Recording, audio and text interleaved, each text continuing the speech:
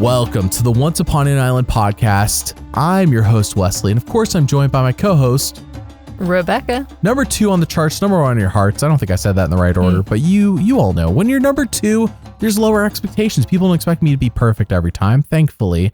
Rebekah, big question before we get into all the Survivor talk. Are you my sister? No. Thank you for clearing up the confusion. There was a few people confused. You're welcome. Rebekah is just a friend. She is not a sister. Yep. She lives many states away.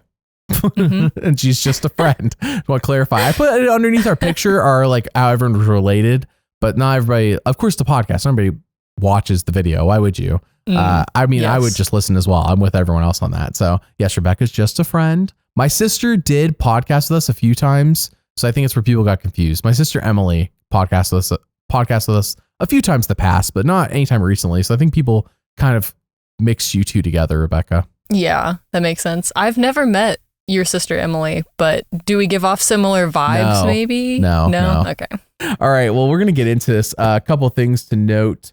We got chapter markers here on YouTube. Tomorrow, Mary and I will be doing winner analysis for the remaining 15 players and ranking them all. I mean, Asia was my number 3 the past 2 weeks. So I got definitely a mix up on the rankings for sure. I was shocked by that. I did not think this episode was going to end how it did. Yeah, we'll talk about where Asia went wrong. 2 podcasters in the first 3 episodes. Yeah, they talked so much about, they made such a big deal about all the podcasters, in episode 1, and then they're just getting knocked out. You could see John, I think, took it more in stride, but Asia looked ticked, and I think Asia looked ticked in a way of she had higher expectations. Why wouldn't you? She's on a podcast with Rob Cesternino. That's, by the way, for those who are wondering, we're number 2 on the chart. Who's number 1? It's Rob as a podcast. I mean, it's not close. It is not close in the numbers. I just look at YouTube numbers. That's how I determine. Nobody else. Until we get public numbers from all the streaming platforms, how am I ever going to, it just goes by YouTube numbers. They're number 1. It's not even close. She's on their podcast. So, she had his connection. She has connections to all these other people who probably here's tips before you get on.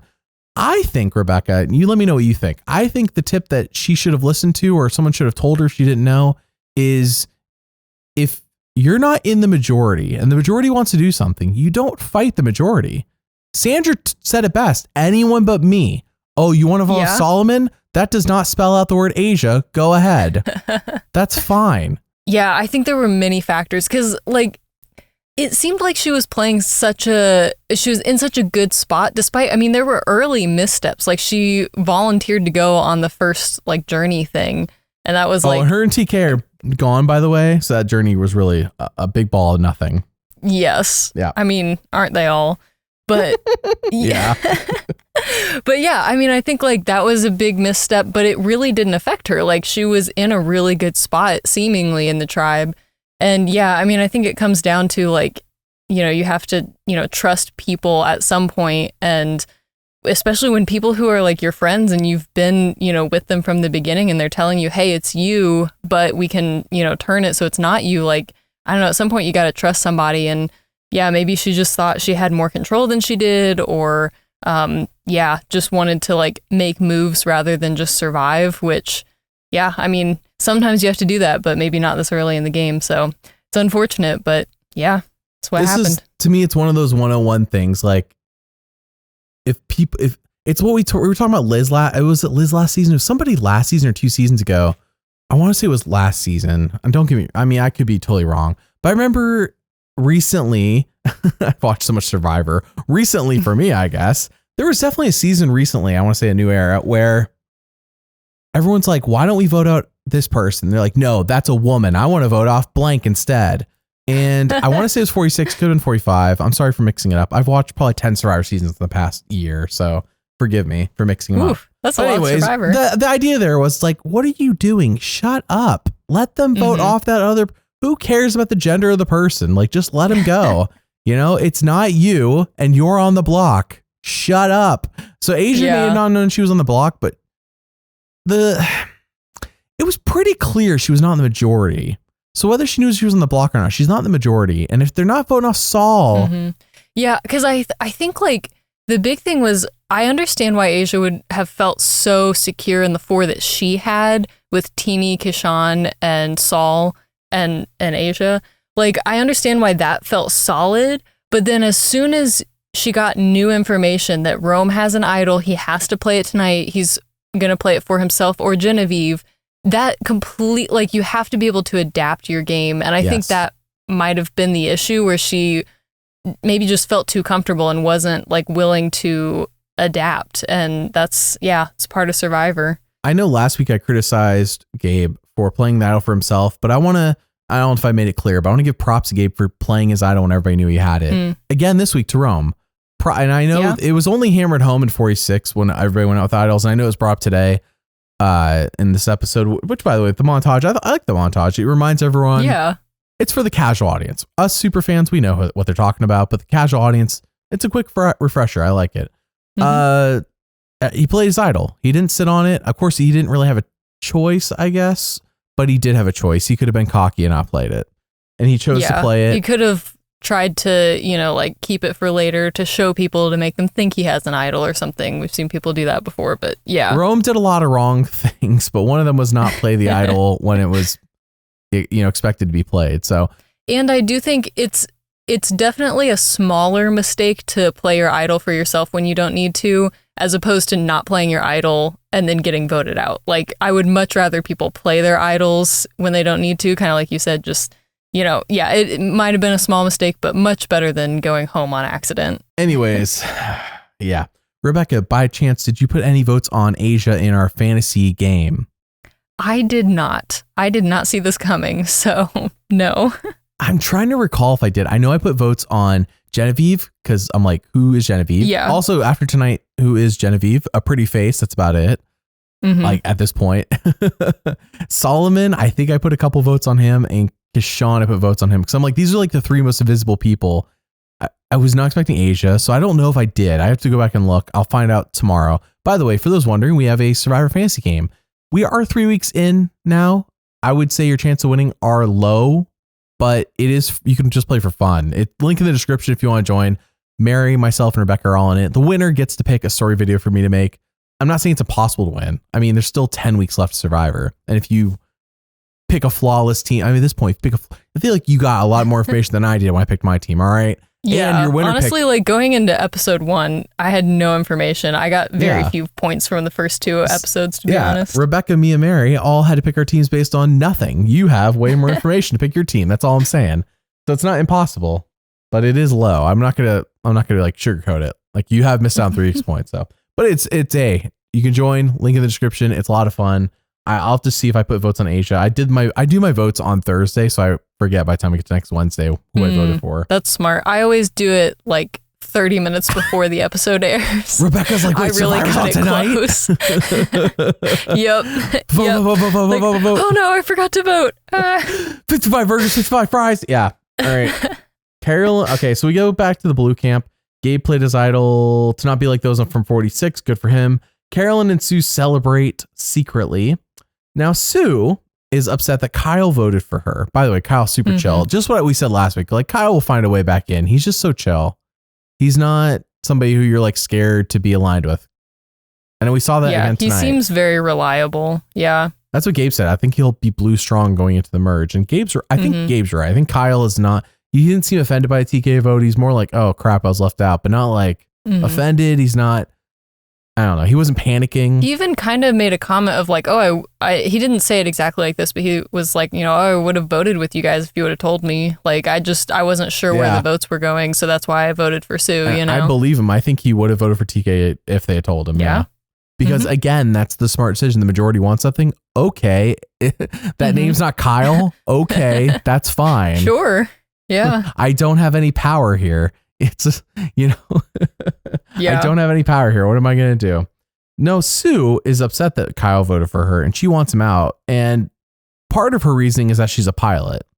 Yes. What? That makes sense. I'm doing the math and yes, that adds up. Yes. I'm a pilot. Nobody respects me. I'm a pilot. Therefore I want Kyle out. Okay, Sue, what? I think she was saying that because of her experience as a pilot, yes, working in a male-dominated field, she's used to dealing with men with egos. Although Kyle I wouldn't say that Kyle voted for her because of his ego. I don't think that's the case, but that's her perception, maybe. I don't know. I hope this becomes the running gag. Sue just compares everything to being a pilot. Everything. I want everything. If they get an Applebee's reward this season, by the way, I don't think we will anymore. Applebee's been shutting down a lot of locations. I think they are bleeding money. They blew all of their money on last season's sponsorship, and now they have to shut their doors. Liz did nothing to help their sales. Doesn't she do marketing? We got to get Liz on this. Yeah, I don't know. You can ask her. Point being is I hope she starts comparing, like, even if they get like an Applebee's reward, like, oh, when I was a pilot, I would always go to the Applebee's inside the airport. That was the one place I had to go to in between flights. And Survivor was always on. Survivor was always airing. I would watch Survivor. Applebee's. My daughter was always there. Whatever airport I was in, she would show up. Even when I was in India, I was watching Survivor. Even when I was in Sri Lanka, I was watching Survivor. When I was in Scotland, I was watching Survivor. Every airport I went to, I watched Survivor at Applebee's in the airport. That's what I want out of Sue when we get to the inevitable. I don't know if we'll get Applebee's, but if we do, hopefully we do. Yeah. That's what I want. So, all right. So we go over the Yellow Tribe and their shelter sucks. Do we see their shelter when they talk about this? I don't recall. They just kind of say it sucks and I have to trust them. Yeah. Yeah. I mean, we see them trying to like repair it or make it better, I guess. I was kind of hoping to get like a wide shot of the shelter, see how much it sucked. But I did not. Maybe like a shot with like one of the like palm fronds like falling or something, like the roof caving in a little bit. Just like a missed opportunity here by the people who filmed it / people edited it. I don't know who to blame, and blame's a strong word for such a minuscule thing I'm complaining about. I'm kind of like, okay, if you're gonna say it sucks this much, show me it sucking. Like, show it breaking or somebody falling, or if you don't have that, like something falls off of it. Yeah, something simple, And I will say, to play devil's advocate, maybe they didn't have any footage like that because it really didn't look that bad, to be honest. I mean, even Sam was like, then why was that bamboo? Like, what are we doing? We're just swapping out one piece of bamboo for another. Like, it's not going to get that much better, Are you saying then that Goddess Shelter sucks? The Yellow Tribe shelter sucks. Sam says, does it really suck that much? And therefore we've supported Sam's story by not showing that sucks. I didn't think about that until you just explained how actually Sam said we're just swapping out one bamboo for another. I didn't think about it that way, but yeah. I think you might be right. That makes sense. Everyone already knows. Oh, by the way, so I'm back, Rebekah. I told this to Mary, but I wasn't able to tell this to you because like the official theme song wasn't uploaded on YouTube yet, like in the proper 16:9. So 16:9, 47 intro. I overlaid with the 46 side by side. Teeny's name, the top of Teeny's name comes up halfway up Dee's name. Halfway. Not the same exact height as Dee's. Halfway up Dee's name, which tells me they here's the thing. This is such a purposeful decision. They had to know what they were doing in terms of the height. Yeah, it has to mean something. Like Hunter's was in the middle. It was dead center and he went out 9 out of 18 in his season. For those who are going to be like, Hunter's name was high. Yeah, it was highest, but it was in the middle. Like that's what, okay. Teeny's name is highest. I'm saying she end up second or third because Dee's name is still higher when you go back through the new era intros. Yeah, but it's also like weird to put someone's name the highest if they're going to get second or third. Well, like, it's to trick the casual audience, and they didn't. Did they expect somebody to go and take both intros and put them into Premiere and then overlay? No, they didn't. Or maybe they did. I don't know. I'm over here measuring with like a ruler and my fingers, and I'm like, nope. This is halfway up Dee's name. Sure enough, I'm like, that's exactly what this is. So anyways, just want to point that out. Teeny's name is not as high as Dee's. Therefore, I'm more like, is Teeny second or third? I don't know. We'll see. Or does it have to do with like a challenge? Maybe there's some like height challenge or something that Teeny's going to win. I don't know. Like that seems like a big deal to make it part of the credits. Well, considering the past two times they've raised a person's name above everyone else's was to show their placement in the game. I think hers has to do with her placement in the game. Yeah. Maybe she finishes fourth. Maybe that's how you put up if they're the fallen angel. Like she was the favorite to win. If only she made Final Tribal, but she was lost in fire, Right. That's what I'm saying. Like her name's high enough to be like, okay, she's going to the end, but like is this just a mess with us and actually she does win, or is it a mess with us and she gets second or third? So I mean, like, so for those who are looking for the conspiracy they're theories, messing with us. I saw somebody this past week go like,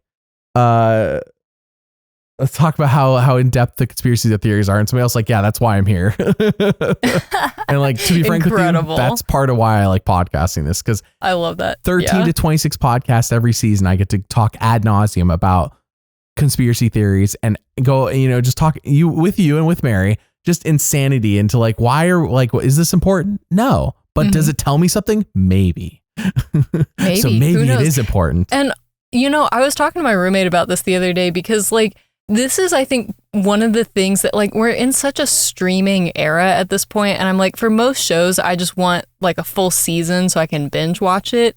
But that is part of the magic of Survivor, getting an episode a week, and then you get to go like discuss and have all the conspiracy theories and like try and figure out what's going to happen. And like, I don't know, it's just, it is like, for better or for worse, like you get to interact with the Survivor community. And I think that's, I don't know. Yeah, it's part of the fun for me too, honestly. Yeah. In between this season and next season, just for those who are here, The Traitors will air its third season. Great show, by the way. They do, I think, 2 to 3 episodes a week. Tony and Boston Rob and Carolyn and I think Jeremy Collins are all on it. I always want to throw that out there in case somebody's not going to pay attention. Check into The Traitors, because those are some big Survivor names, and the past 2 seasons with Survivor players have been really good. And I say this because they do a couple episodes a week, and we get to podcast about that. I think they were doing 2 a week last season. I forget exactly what it was. But was it 1 a week? I forget. Was it 1 a week last season? Anyways, my point is that that's one of the few rare shows where they did the first season, they dropped it all at once, and we were like, they really shouldn't have. And then the second season, they drip feeded it to us just enough so we could like be like, okay, who, are the traitors going to get caught? Like this, that, like we were able to actually talk about it like this. And I enjoyed that more than when they just dropped it all at once. When they dropped it all at once, it was like, how do I avoid spoilers? It's also easy to get spoiled. Yes. Yeah, exactly. Yeah, because somebody like binged it all in one night, and then or somebody else just goes last episode and just looks to see. Yeah, exactly. And then they post spoilers to make themselves feel smart, even though they look dumb. You know what I mean? Like, what a jerk. Like it's been one day. How'd you watch 10 episodes? So anyways, Traitors is a great show. I highly recommend it. That one's on Peacock. We're not paid to promote them. I just really think the first 2 seasons are highly recommend the watch for them. All right. Yeah. So Sam is mad at Annika, which by the way, I was told is like Hanukkah. So Hanukkah. See, I'm on point with how to say her name. Annika for wanting too much of him. I forget. What did I put? Wanting too much. What did she want too much of? Too much. Like she wanted the shelter to be better than it was like a resort realistic to get, I think. Yeah. And also she was just like, he was saying like, oh, she's, just wants to be in charge of this tribe. Like she's bossing people around, which like, I don't know. Like, yeah, I mean, again, talking about the edit, like the show did immediately like show her being bossy. I wouldn't say that she was being bossy, but it cut to her giving directions to people. Right. And right after Sam said that. So the show is definitely reinforcing his narrative. It's all a matter of perspective, because then we cut to Andy twirling his hair in the background, smirking, watching the bickering happen. And by the way, this without the music and the editing is small potatoes. It's nothing. But with the editing and with the storytelling perspective, oh no, this means Annika, and I'm over here hold myself back. Annika, yes, Annika and Sam are having a tiff, and well, who's going to win? Who's going to win the tiff? Who's going to win this little feud? That's going to determine going into the merge. I think we're going to get something's going to happen. By the way, no tribe swap next week. So I guess no tribe swap this season, unfortunately, but because I assume that would have been part of the preview for next week. If they were doing tribe swap. Yeah. They wouldn't have held that out. So anyways, I just want to point that out. So Sam and Annika, we get like both their perspectives, but it's not really anyone else's perspective. It's not like Sierra's perspective. We get a little bit of Andy because he's like, oh, people are fighting. That means they might ignore me. And they might. I mean, the further we get away from the John tribal and that immunity challenge, the better for him, frankly. Had Yellow gone back to tribal right after in episode 2, he would have been gone probably. Maybe. But the further we get away, the better for him. For people forgetting that he was crazy the first couple of days. Yeah, definitely. I feel like he's definitely evened out a lot, at least in terms of the edit. Because I think, again, episode 1, I mean, he was acting kind of, I don't want to say crazy because like I would probably act crazy too out on the island, but like, you know, yeah, he was like, oh, people aren't cheering for me because when I opened the coconut, he was just kind of losing his mind a little bit. And I feel like he's mellowed out a lot since then. And probably a lot of that has to do with Sam, you know, reassuring him and everything. And the fact that they haven't gone to tribal. Yeah. Yes. Yeah. So we'll see if that lasts. But yeah, I would love to see a great like character growth arc for Andy. And so far that's what we're getting. We'll see if it holds out. Yeah, we'll see if he gets an Emily turnaround or not. But I will say that outside of that opening with Blue, we don't really get much of Blue this episode. It's mostly the yellow and red show, which kind of supports our top 2 winner picks. Mm-hmm. Just want to throw that out there. Yeah. Even Mary was, I mean, and don't get me wrong, that's Mary's whole job now is just to do winner analysis. But even Mary, who like was like, okay, this is kind of obvious. Yeah, right. Like while we were watching, she's like, okay, like, all right, where's Blue Tribe? So anyways, I don't know Blue got content. I'm just saying the kind of content Blue got versus the kind of content the other 2 tribes got was very telling. Mm-hmm. So we go over to the red tribe. Rowan wants to break the fish record. I don't know what the fish record is, but I bet you Ozzy or Rupert holds it. It's one of the 2. Oh yeah, 1000%. He catches like 2 ounces of fish and is dancing. I love Rome. I didn't think I would say that. First episodes, I was not thinking this.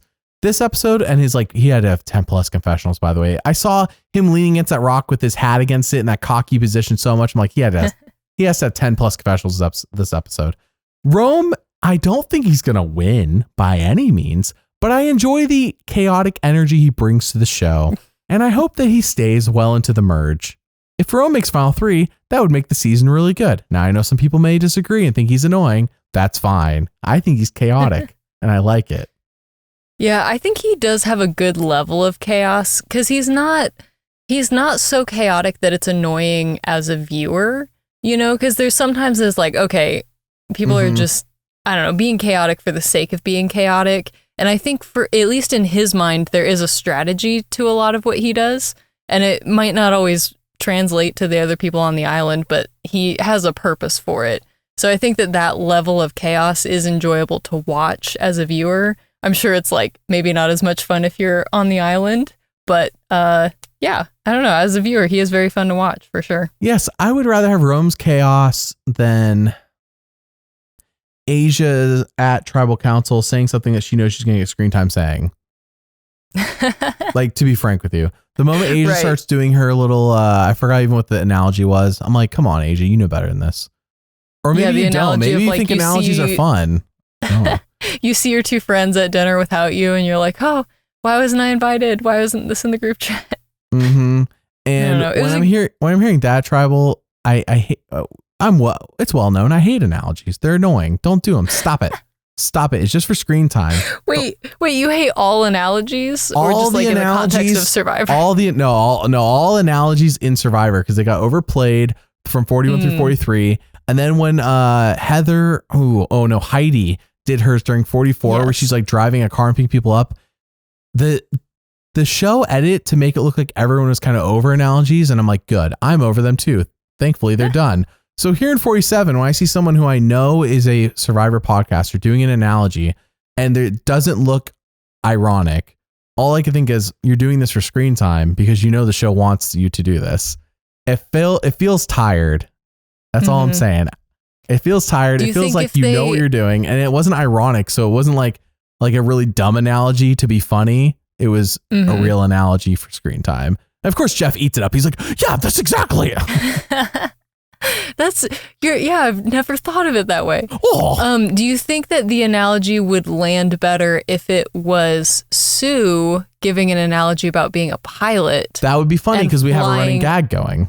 We have a running gag going. Yes. And she sees her 2 pilot friends watching Survivor and Applebee's without her. If Andy was complaining about not being put in the group chat, that would make sense in the context of his story where he feels left out all the time. It'd be like, okay, Andy gets left out of a lot of things maybe. So he's like, I got a peek at the group chat. They were making fun of the way I open coconuts. But when I get the calm, cool, collected Asia, who we all know, even everyone on the show knows, everyone knows she's a Survivor podcaster, making an analogy, it's like, okay, I don't know anything about Asia, but you knew what you were doing. And it feels like kind of like, come on now. Well, I mean, I think even in the first episode, we got a glimpse of that. Just the way that she speaks and like she knows what the show wants. And so I don't know. Good for her, I guess. She got to shout out her podcast on the show. So there you go. Knowing what the show wants is all. I've never been cast. By the way, I've never been cast. I know. Do you know that? I've never been cast. Point being is, I'm not Adam Klein. I cannot sit here and tell you what the casting wants, but I will say that once you get on the island, they can't kick you off. So just tell them what they want to hear, right? Like give them the side of you that you think will get you on the show, and then feel free to not do what they want when you get on the show. You know what I mean? Like just be you, do what be the villain if you want to be the villain. What are they gonna do? They can't kick you off. Now Genevieve could be doing that though, and you could get purpled. I'm not promising you won't be purpled. Genevieve could be out there being the biggest villain of all time, making the funniest confessionals, going way off script, and that's why she's getting purpled. So I cannot sit here and promise you screen time, but I will say that you do not have to like fit into the new era cliches to be on the show, but you do have to fit in the new era cliches to get screen time, which is very unfortunate. Right. I'm about to go off script here for a second. What a shocker. Yeah. I was in a waiting room today, and while I was in there, I was forced to watch because there was nothing else on. I didn't have a remote. It's a waiting room. For those who have ever been in a waiting room, you know what I mean? Anyways, there's a show on. It was like about food trucks competing against each other. And somehow okay, I've never heard of the show before, so I apologize. It's a Food Network show, I think, right? I would assume so. It's about I forget food the trucks. name of it, but yeah. There's like 8 food trucks. I assume about 8. It looked like about 8. And they all do confessionals, and they all talk. And I was shocked by how there's like 20 to 30 different people, and they all talk so similarly when they're in their confessional on the white wall. And I'm like, man, boring. Like, how do you have this many different people and they all talk very similar?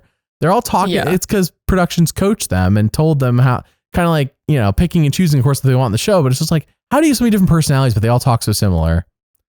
Ugh. Yeah. Ugh. Yeah.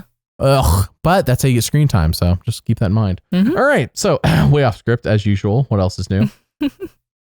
Where were we? Oh, Rome wants to break the fish record. What I'm trying to get, my point was to circle back is I prefer Rome's chaos and cockiness any day of the week of somebody sucking up to Survivor production to get screen time. That's my point. Yes. All right. And Rome's getting good screen time. I think there are 2 strategies when you're on the island. One is what you've just described, which is give production what they want. Yeah. And the other is to just like be such an extreme personality, like maybe whatever your personality is, just like amp it up like 10 times. Because I mean, like Banu got a ton of screen time. I mean, not that I don't think Banu was not playing the best it up. example. I think Q was playing it up though. That's fair. Yes. Okay, that's Q was fair. Playing it up. Huge example. Yeah. Q's an example of a big character who they could not ignore just because of what he brought to the show. But Q was not doing new era cliches. And if he was doing it in a very unique way where you didn't think about it. And that's what I want. Rome, if he's doing any cliches, I'm not thinking about that. I'm thinking about how the chaos that Rome brings to the show. And there's just like the fact that next week it looks like he's getting in a fight. The fact this week he just eats next to Asia just to spite her. The fact that he's telling Solomon we should draw Asia the continent when we vote for her. Just chaos. Just chaos for chaos sake. And it will not help him win. But I'm not married to Rome. I don't care if he brings home $1 million. Bring chaos to the show. That's what I'm here for. So I'm with you. Be a big character. Don't go out there and do it production. Like, don't do the production. Be a big character. If you're going to go on Survivor, just be a big character. Don't go out there and meander. Now, if you're going there to win $1 million, you should probably be about as middle of the road as possible, just based on what we've seen for the past. Yeah, because I feel like, the big characters are the ones that as a viewer, I remember them more than the winners. But like you said, it depends on what your goal is. Do you want to be more memorable or do you want to have $1 million? Yeah, when we talked about you on the beach drop, I said, did you get to meet Q? I didn't say, did you get to meet Jam Jam or D or Kenzie? Right. I don't. Yes. What does $1 million do for you, Rebekah? Did you get to meet Q? Did he tell you big mistake? That's stuff I want to know. So, by the way, there's another beach drop happening that we, for those who don't know what we're talking about, we did a podcast last month because Rebekah went to the Survivor beach drop event in Nashville. It was a mistake. They're doing another one up. It was a big mistake. They're doing another one up in New York and they have RSVPs, but then I saw somebody say, oh yeah, they did something like this last year in Miami with RSVPs, and the RSVPs meant nothing. So amazing. 10 out of 10. I'm sure it'll go perfect in New York. Yeah. Oh man. They were telling us, I think I texted you this, but they were telling us when they cut off the line in Nashville, everyone who like they weren't letting in, they were like, oh, just go to the one in New York, as if Nashville and New York are anywhere near each other. For those who are not in America, for those who are not familiar with the American geography, it is and I mean a full day's drive to go from Nashville to New York. We're talking, I don't have a Google Maps in front of me. I'll pull it up. I'll tell you actually right now how many hours it takes. But it is not like you can drive up the entire coast of from London to Scotland in less time than you can to get from. So for perspective, for those who happen to be there. All right, let's go. New York to Nashville. It's like it would be like a flight and like a hotel for at least 2 nights probably, and like it would be so expensive to go from Nashville to New York. Like to drive it would be 13 and a half hours. And that's not considering stopping to go to the bathroom, stopping to get food, stopping to get gas, none of that. 13 and a half hours is just straight driving from Nashville to New York. And also it's not like it's the next day. It's like months later. So. Oh yeah. And also like, I don't know, it's probably decent weather in New York right now, but I don't know. I was just like, do I want to go that far north like this time of year? Yeah. I don't know. I'm further south than New York and it got cold here. And I'm like, why would I want to go more north? No. So it better be an inside event. Anyways. Yeah, I'd hope so. Especially if they're going to have people standing outside for like 4 hours in the rain. But anyway. Anyone goes to the New York one, comment and let us know when you go. I would love to hear everything about it. Yes. And we will bring it up on the podcast if there's anything interesting. Don't come at me with Survivor production, boring nonsense. Come out with me with chaos. I want to hear about the chaos. Okay. Good chaos or bad chaos. I'm not like looking for bad. I'm looking for just interesting, I guess. All right. Yeah. So he eats next to Asia to spite her. 10 out of 10 gameplay. Perfect. What? No notes. Obviously you should eat next to people just to spite them and like not let them eat the fish. Like terrible gameplay. Obviously I'm joking, people. Horrendous, but hilarious. He got lucky that she went home this week, to be honest. He got lucky. Asia's not a big character who like went on a revenge tour or anything. Yeah. So here, this next scene is something that I have to ask, but why? Are you ready? We go to the Gada tribe and we talk about how Sam has eaten certain foods. And that's the whole scene. So Rebekah, I ask you, but why is this in the show? You know, that's a great question. I kind of wondered the same thing. I mean, it is like, if we're talking about the narrative of like, you know, developing Sam as a character, it is like, I guess, interesting. Like, it is kind of crazy. Like, how have you never eaten watermelon before? I guess. But like, it was a lot of screen time for stuff that really does not affect the game at all. So I don't know. Were they just trying to fill time? Like, I feel like there had to be, I mean, Genevieve did get a confessional this week, so I don't know. Did they just have less content for this episode? Like, I don't know. What do you think? Rebekah, it is not your first time here. You should know the answer to this but why question. The answer to but why is because Sam is the winner and or second place and or goes out at fire. He is top 4, guaranteed. This scene locked it in. If it didn't lock in last week with the intro and then 16 confessionals, it locked in this week. Because there is no reason for this scene to exist in the story if Sam does not go to the very end. Sam either wins or is in the top 4, at the worst top 4. And I say this with certainty because scenes like this happen. People don't think too much about them to the casual audience. That's why they're in the first few episodes when, there's like 15 people here. Anyone could be the winner. No. The winner is one of like 2 or 3 people at the moment, in my opinion. There's 3 people, really. And we'll get to that in the winner analysis. But Sam is definitely one of them, and this is a scene why. Dee with her big toe. Remember that was just a scene that occurred? Yes. There was no reason for that scene. Sure. Did she win immunity? Did she win immunity later? Hold on. She did. Hold on. Because of her big toe. Incorrect. If you watch that scene, I know that was the story they told, and if you take it at face value, if you watch it, when she's winning, her toes are not on the pole. Her feet are on the pole, but her toes are not on the pole. She did not win because of her big toe. It's just a joke. It is just I'm just picturing you like rewatching that scene and like zooming in on her feet and being like, didn't have to zoom in. They just showed shots of her feet. It was, and when she wins immunity, her toes aren't on the pole. Now, if I'm incorrect, I will eat my words. It's okay. I remember going back and when I made her story video, like, she didn't even win with her toes on the pole. She went with her feet on the pole. or her legs were wrapped around. I think her legs were wrapped around the pole. Her toes were not why she won. However, well, I think it was more it's of funnier. Like a weight thing. It's funnier to think that her toes made her win after we made the joke earlier in the season and had a whole scene about it. But here's the thing. If she didn't win the season, there's no reason to have that scene. She could have won immunity with her legs wrapped around the pole, like Hunter when he was flipped upside down on the pole in 46. You remember that? But there's no scene setting up Hunter likes to flip upside down on poles, you know? There was a scene of him hiding in a tree, though. So. Yeah, he did win hide and seek, so. Big mistake. Big mistake. Winning hide and seek, big mistake. Q's kids not trying hard enough at hide and seek, also a big mistake. Q's kids are going to grow up being like, Dad, I made a big mistake. That's a big mistake, son. Anyways, my point is that they do scenes like this for winners. They did I remember Tony in Winners at War, episode 5 or 6. Well, Tony, by the way, every episode, if his tribe wasn't going tribal, we got a Tony centric scene. So that was probably one of the most blatant winner edits. Winners at War. There was like a scene all about him catching a shark and how he freaked out. There was no reason for that scene to exist in the season if he wasn't the winner. And it was a funny scene, but there was no story reason. There was no story reason why we got a scene of Tony running like a goof against someone else on the beach in an episode where nothing else happened for his tribe. They didn't go tribal, nothing. This is the stuff I'm looking for. It happens for all the winners except for Erica and the new era. They get scenes where it's kind of like, do we need that? No. But was it nice? And it's harder to tell on seasons where the tribe goes to tribal over and over, like last season. But if you remember last season when Kenzie won, after the purple tribe stopped losing every tribal, they still went to the purple tribe camp. And I remember you and I were like, could they stop? I would like a break now. But the reason is because Kenzie's going to win the season. So we have to check in on what Kenzie's up to. But we didn't know that at the time because, I mean, we had Kenzie. I think we started tracking her episode 5 because I think that was at the point where it's like, okay, they've gone to tribal and they still checked in on them when they didn't go tribal. What is going on? I think it was crazy amount of time with purple. I think it's when you and I started clocking on Kenzie.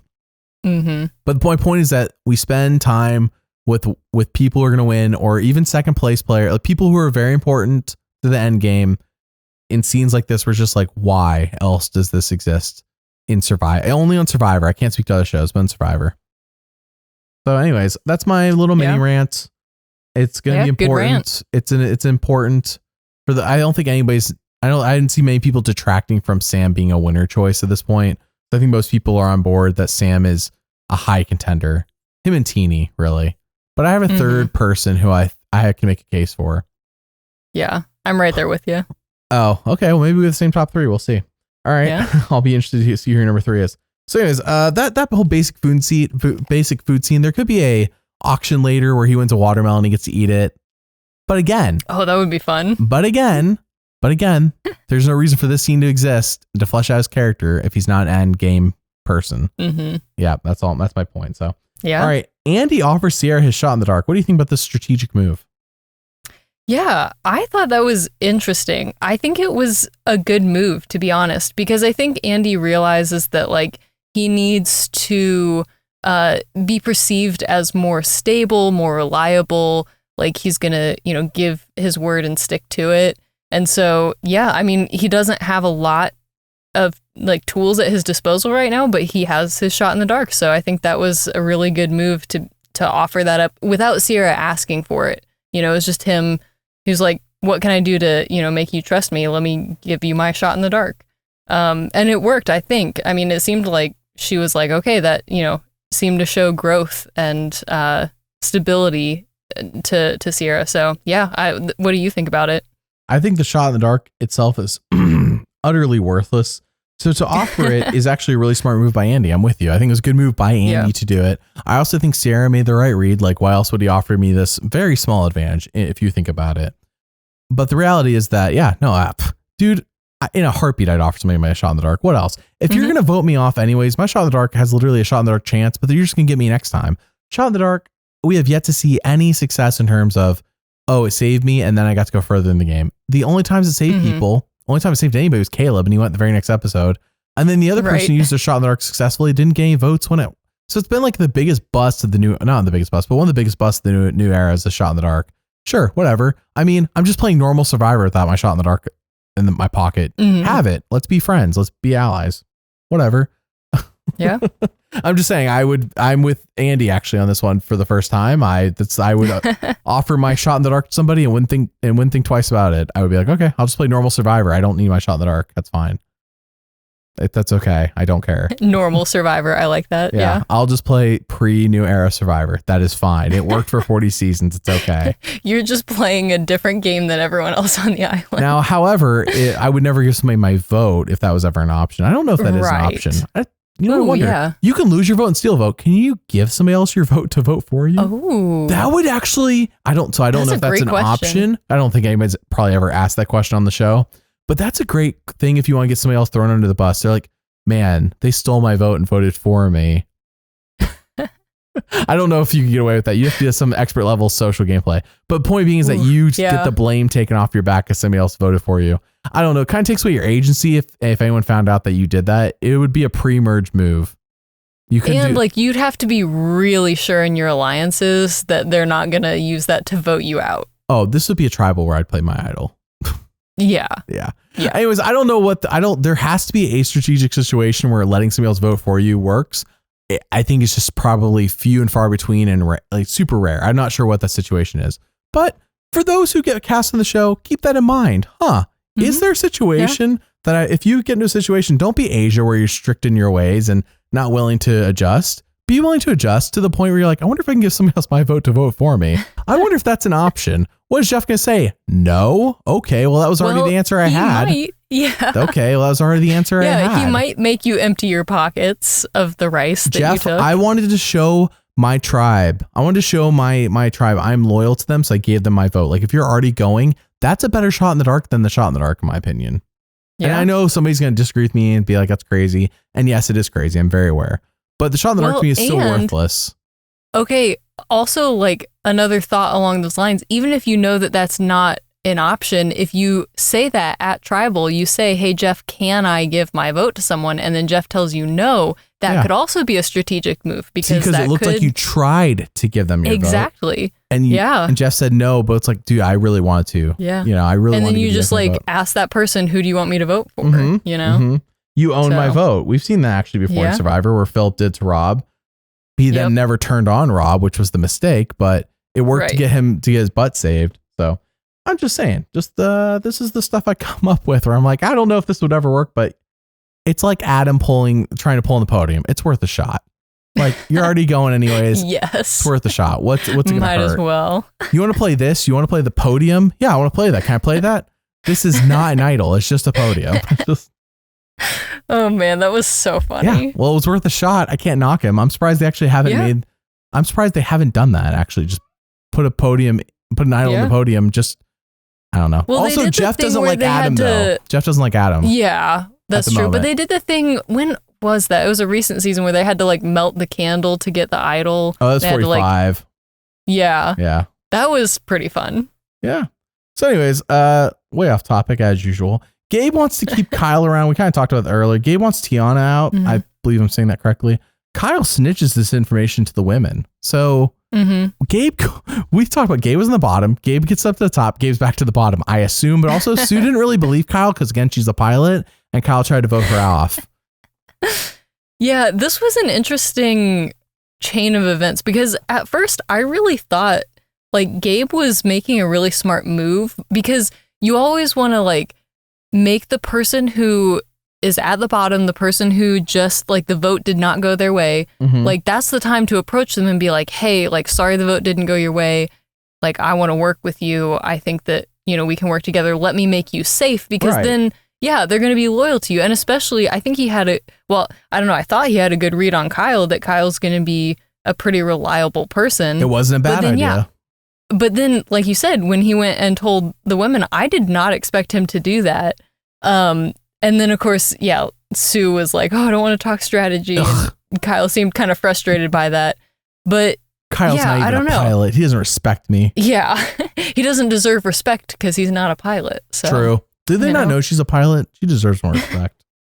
Yeah. Has she actually mentioned it to them? I'm sure she said it at some point. She talked about it mostly in confessionals, I think. Yeah, that's true. All right. So then we get a journey and I wrote, oh boy. Annika, Kyle, and Rome all go on it. At this point, I wrote Rome is pure chaos. There's no other way to describe this. Yes. It's just pure chaos. So we go there, and this is one of the, it's not that this journey is one of the worst, but this version of the journey that they've done before is one of the worst. I remember them doing this last in 44 because I remember Matthew, who was him and Franny fell in love, that Matthew. I remember him doing it and losing his vote for like 2 tribals. And it's just like, this is dumb. There was like, you had to draw. It wasn't, ooh, you have a 1 in 3 chance of getting an advantage if you draw, or you can choose not to. No, it was you had to draw. So 2 people were forced to lose their vote. Great, thanks. Oh, the drama. It's so dangerous. And then Rome, of course, gets the advantage. Amazing. 10 out of 10. Yes. Yes. Yeah. Just, I will say, yeah, probably like the craziest turnout that we could have possibly had in terms of like the people who went, and then, yeah, the fact that Rome just like immediately got an advantage. Like, yeah. How did all these people on the bottom get to go? That's some bad strategy by the other players. Oh, yeah. Well, because some of them were like, yeah, just, I think Rome beat Solomon in like rock, paper, scissors. Like, Annika doesn't even know she's on the bottom, though. That's the thing. She thinks she's good with everyone but Andy. She thinks Andy's on the bottom, but she doesn't know that really it's Andy, Sierra, and Sam. As far as as far as I can gather. So we'll see. Yeah. Just journeys in general. If there needs to be an option. We've said this before. They need to be able to opt out of when they find out what it is, to be able to opt out of, okay, I don't want to do this. And that shows us more about them, whether they play it safe or not. If they're forced to play, it's not interesting. It's more interesting when they have a choice. Well, yeah. And also like, I don't know how far they had to walk, but I also felt like it felt a little boring just in the sense that like, okay, it's called a journey. Like it's supposed to be this big like adventure.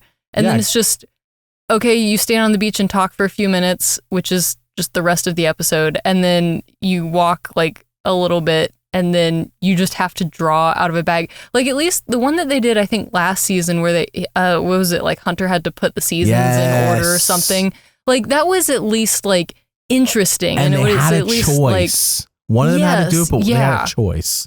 Yes. Like that I thought was more of an adventure. I guess I'm just expecting more adventure from the journeys than we've really seen. If you're talking about the walking, Hunter just walked down the beach. But I like the fact there was a choice on who wants to do it and you know, all that. And it was actually an actual challenge. It wasn't just random luck. It required some skill. I think that was the big difference. Like just drawing, it's just random. You might as well roll a die. Like you have 2 out of 3 shot, you know? I hate when Survivor regresses. You'd already improved this. Why'd you go back? You know, why'd you go back? This is lazy. This is one of the few times I'll say this is lazy. Like you have done better. You can do better. This is lazy.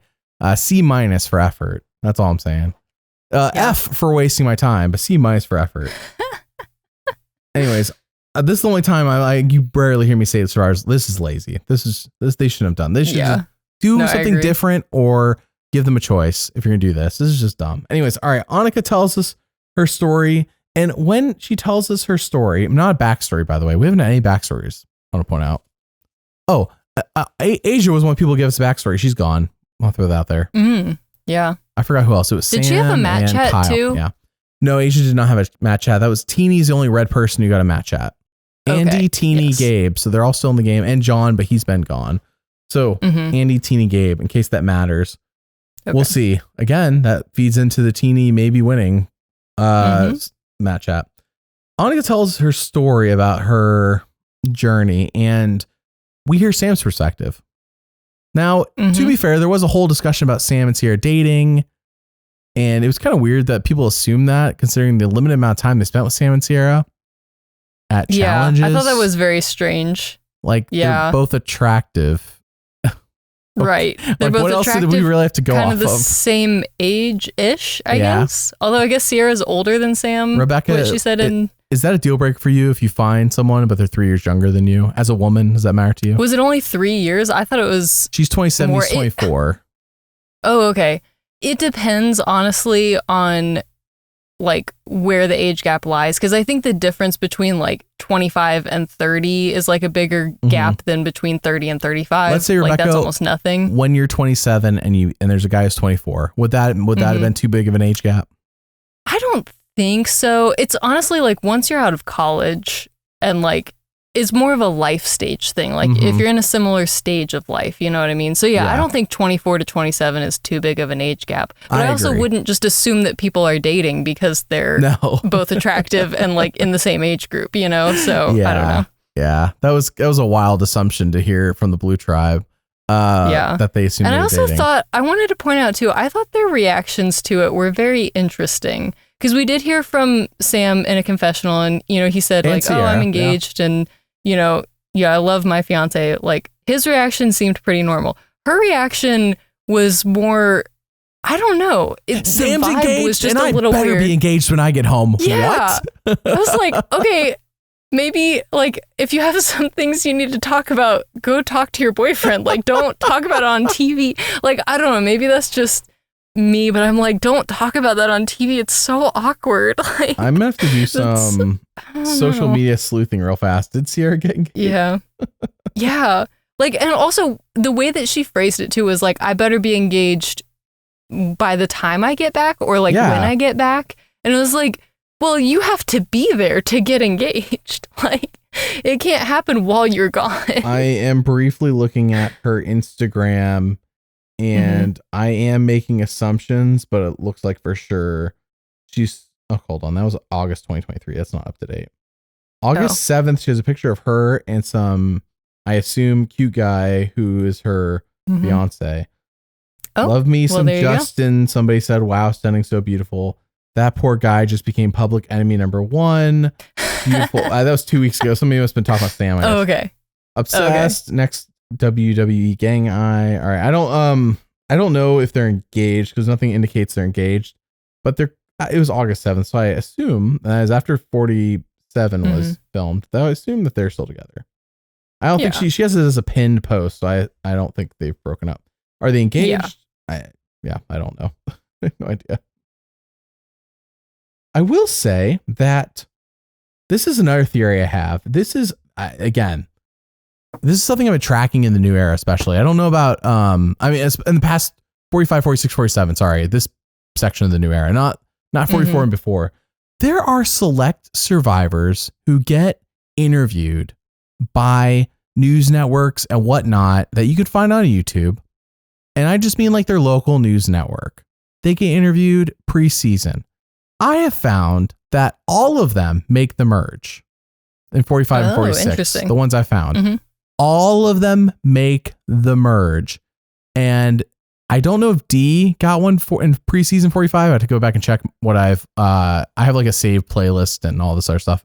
But I know Kenzie for a fact did because she revealed where she worked at. And then after the season complained that people came to her work. But I'm like, you promoted it. Like, it wasn't like you were trying to hide it. You were promoting it. And then it got weird. So you wanted people to, I get it. It got weird. You wanted people not to come.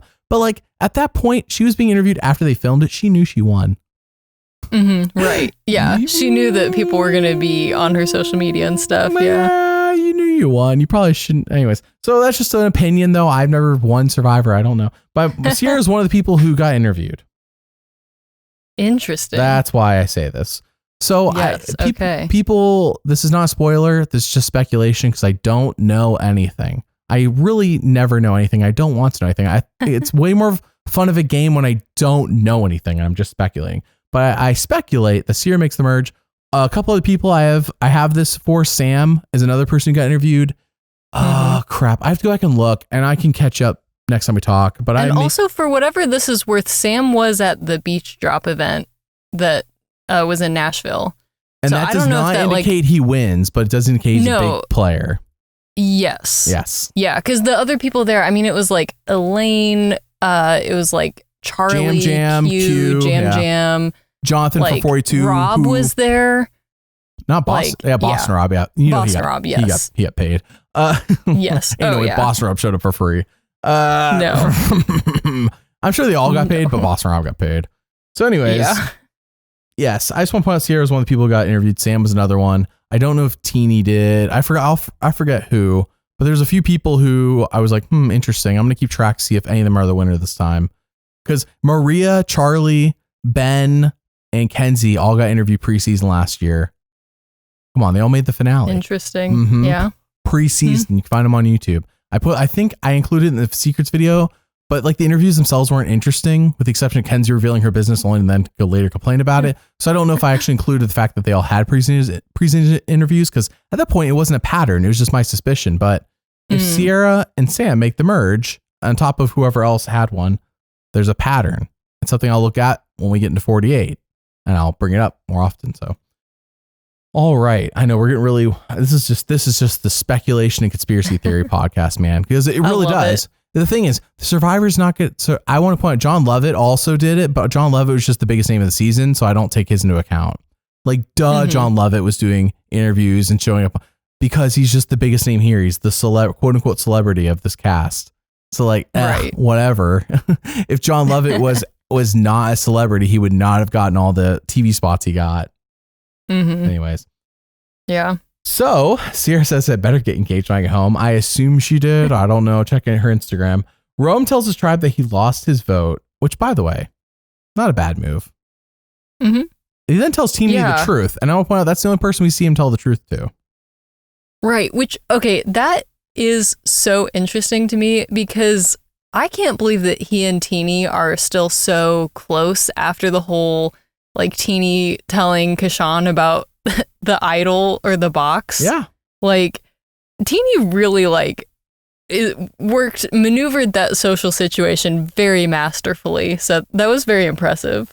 Yeah, Teeny is clearly a super fan because she knew who Asia was. But Teeny did not have all the connections Asia did. And here she is out here making expert connections, in my opinion. To get Rome to tell you that only this information, and Rome's just a force of chaos who wants to make big moves and has a bucket list. You know, not that he's the only one. I saw other people say, oh, we blindsided. That's a check mark. And I'm like, ugh, kill me now. Don't actually kill me now. But that's how I feel when I see check this mark. You know, the only thing I want check marked off my bucket list is that $1 million. Or depends on what I'm going out there to do. Or be a big character. There you go. That's the check mark. Yeah. So, my opinion, whatever. Maybe one of the ways to be a big character is to bring a bingo card for Survivor. Yeah, that sounds like a load of fun. All right, so immunity challenge, Rebekah. Tell us all about this immunity challenge we've never ever seen before. Yes, I would love to. It's a very exciting new immunity challenge. Basically, everyone starts out on one platform. One person jumps into the ocean and climbs up a rope ladder to the top of a tower, jumps in the ocean, climbs a tall crate and jumps back in the ocean. And then they have to dive down to get a key and then go across a balance beam. And once they get to the end, this was, I guess, a little bit of a twist. We had 2 people would go at a time, and they were getting a key off of the balance beam. So just a different location.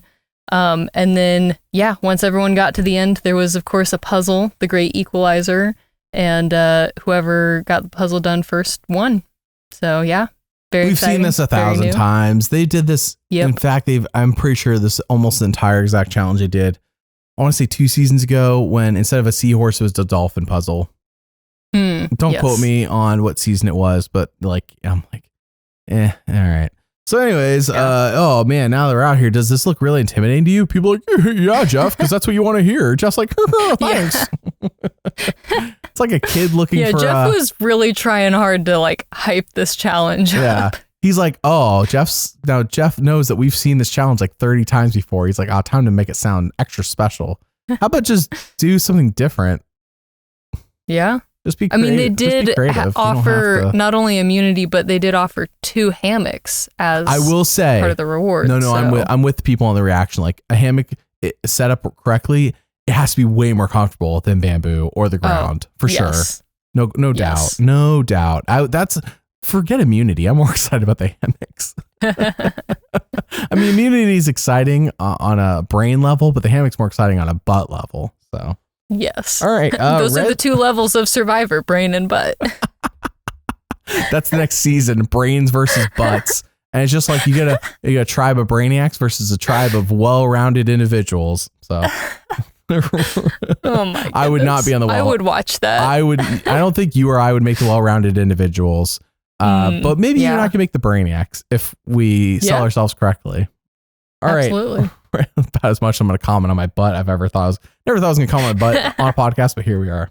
All right. Red loses immunity very clearly, by the way. Genevieve looking for the all screen time she basically gets tonight. Looking for the idol or whatever underneath the bench. I want to point out they did that during 41. And then Jeff's like, oh, Xander didn't find it. And then he's like, oh, what an idiot. If you guys ever come on Survivor, come look for it. And I don't know if they did during 42. To be fair, 42 did not get to watch 41, so they would not have heard Jeff call everyone an idiot for not finding it. But no, it's never been there since 42 at minimum. So I don't blame Genevieve for looking, but man, do I feel silly for every single season watching somebody look under the bench in the same exact challenge location, by the way. Looking for the and just to look like an idiot for looking for the thing that Jeff said that they were an idiot for not looking for. But you just can't win. You can't. You just got to go on Survivor, look like an idiot. That's it. Yeah. That's your only option. It's your only option. By hook or by crook, you're going to be looking like an idiot. All right. I remember when what's his name in 39 found an advantage hanging from a tree, and I said, this is not an advantage, you have to go Island of the Idols. And he goes to Island of the Idols, and they're like, yeah, you don't get to vote anymore. Like, next tribal, you don't get to vote. How dare you think the thing hanging in the tree was anything good for you? Hope you learned a lesson. And I'm like, what was the lesson? I thought stuff in the forest was good. When did it ever become bad? And that was the only time they ever smacked somebody in the face for finding something in the forest. I think that was like their first attempt at a Beware advantage, but it went very poorly. Because Beware Advantage takes away your vote. Went way too far with it. Yeah, Beware Advantage takes away your vote, but you have an option. You have a way to get out of it, and also you have the choice of whether to take it or not. That just said you screwed yourself. Haha, LOL. Like, it's basically what happened. And I forget his name. XOXO. I forget his name. I apologize. But it was season 39, and it was like, wow, what a jerk move. All right, so we go to the red camp, and it sounds like it's either Solomon. By the way, I know he's called Saul, but I like his full name, Solomon. Solomon, Asia, or Genevieve. Now, I really thought it was going to be Genevieve because she's got no content. I'm like, why not? Yeah. She got a confessional tonight, and I was like, oh, that's it. And she's gone. That's it. She gets like 2 or 3 on the season. That's it. I'm going to be interested to see the confessional count tomorrow when we do winner analysis. But as I said, I bet Rome got 10 plus and everyone else. Solomon, I think, got 1. I think. Asia really dropped off a cliff after that first episode. All of her good content was episode 1 ever since then. Yeah. I will say, though, it definitely feels like the Red Tribe is like a lot of Teeny's perspective. We get Rome doing things, but it's not like we're getting Rome doing things because he's the mastermind or the person we're supposed to relate to. It's just because Rome is a chaotic figure. It's a lot of Teeny's perspective. And you're supposed to agree with Teeny. Same with Sam. You're supposed to agree with Sam. You're supposed to agree with Teeny. These are our front runners. And I can't believe it's this early. We've already nailed this down. But yeah. Yeah. Teeny it's always like, Rome is doing this thing. How does Teeny feel about it? Like, how does Teeny feel about voting between Asia or Saul? Like, 100%. I agree. I feel bad for those who are new to this. They're like, oh, is this all they talk about? Yes. For 9 seasons now, Survivor is basically all we talk about. This and rabbit trails. This is the podcast. You have to accept the rabbit trails because otherwise, if we're just sitting here talking about winner analysis, like that's what we do tomorrow. The other That's option tomorrow. is I can talk about Taylor Swift again, but I think people are sick of that. I think people got sick of that. Yeah, we got to stop that. Once Charlie was talking about her on the show, I think that was the limit. That was the end. They set you up perfectly last season too. Yes. All right. Yep. So Rome says, I want to be if Boss Rob's godfather, I want to be his godson. This is not, how do I say this? This is not forced. This is not, oh, I want to be a legend on Survivor in the same way. It feels like so often people are like, I want to do XYZ, my bucket list. Like Rome, I know what Rome is saying should be that way. It's his delivery. Yeah.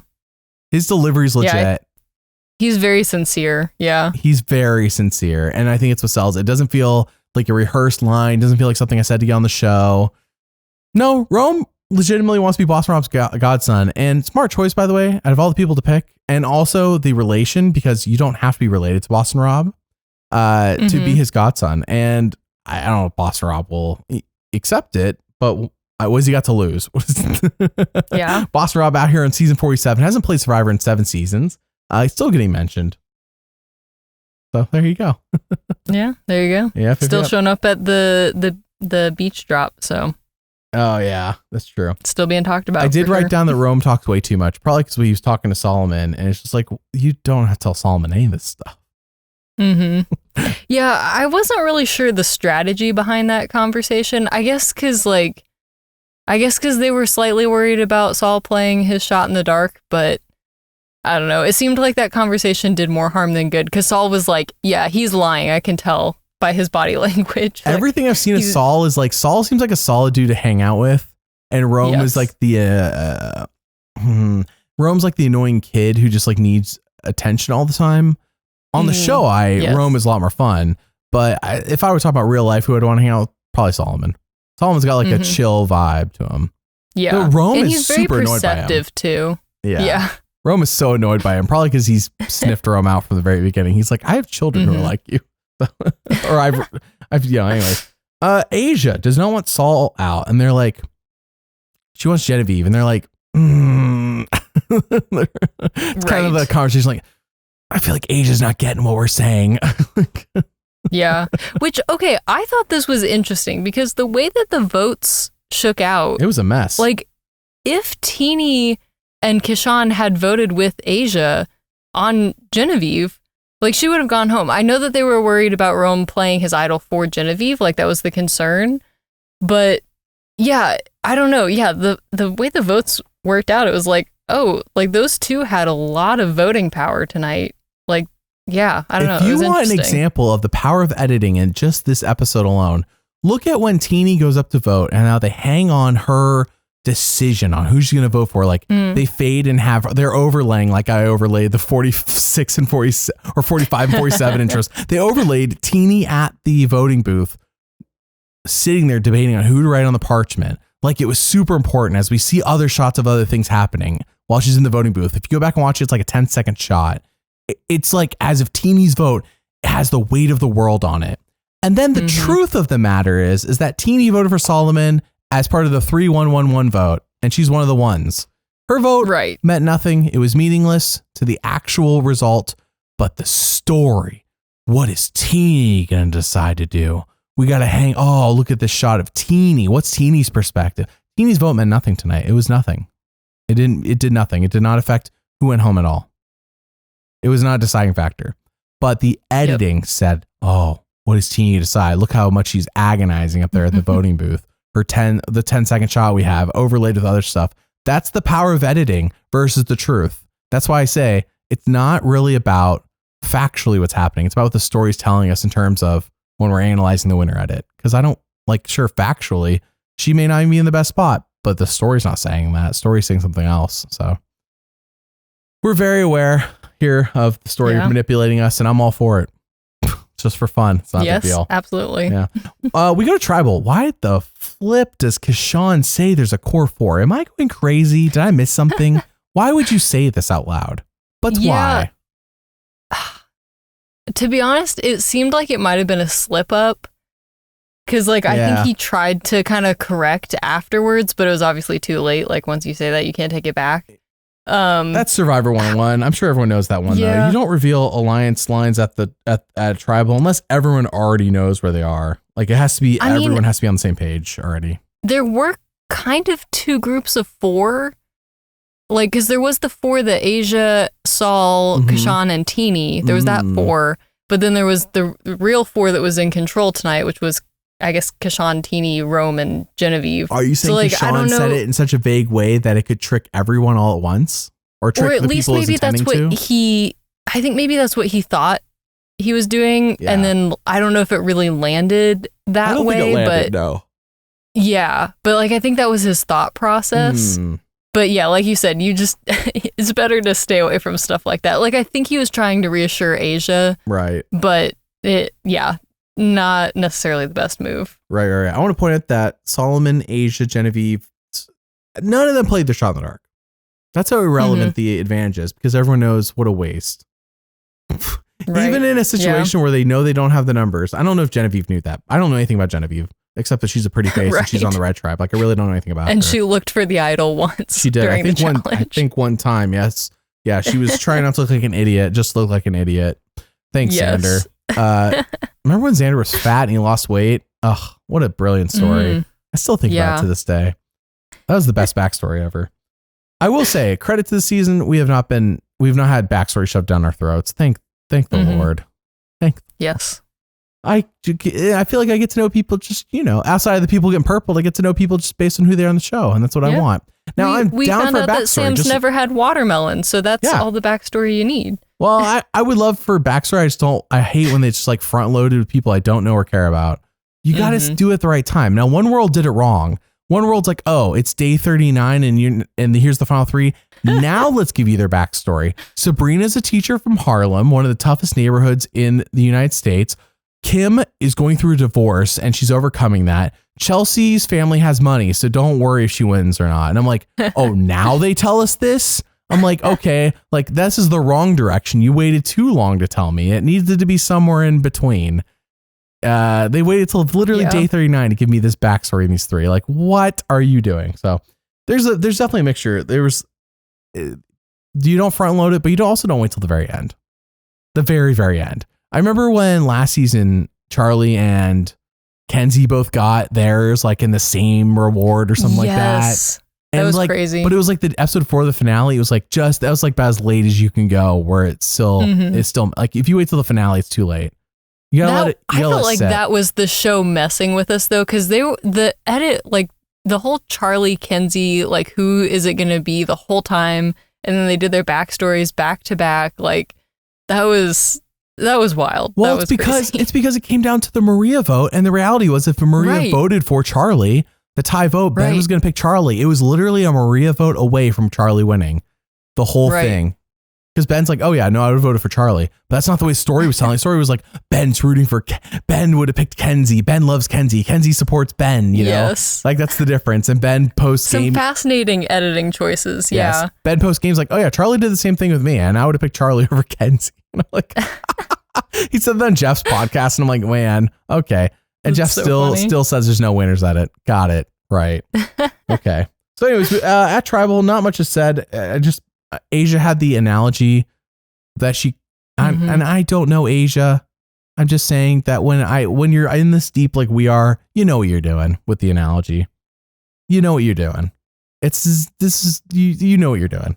You're not new. You know what you're doing. Anyways, right. Asia's voted your out. First day. Yeah, it's not your first day. You know what you're doing when you do the analogy in season 40 several.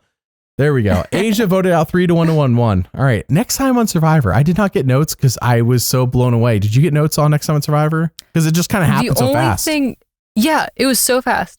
So yeah, the 2 big things or 3 big things. So Andy was being goofy and talking about ripping his underwear. Nice. So sounds like a great highlight. On the hammock, yeah. Yes.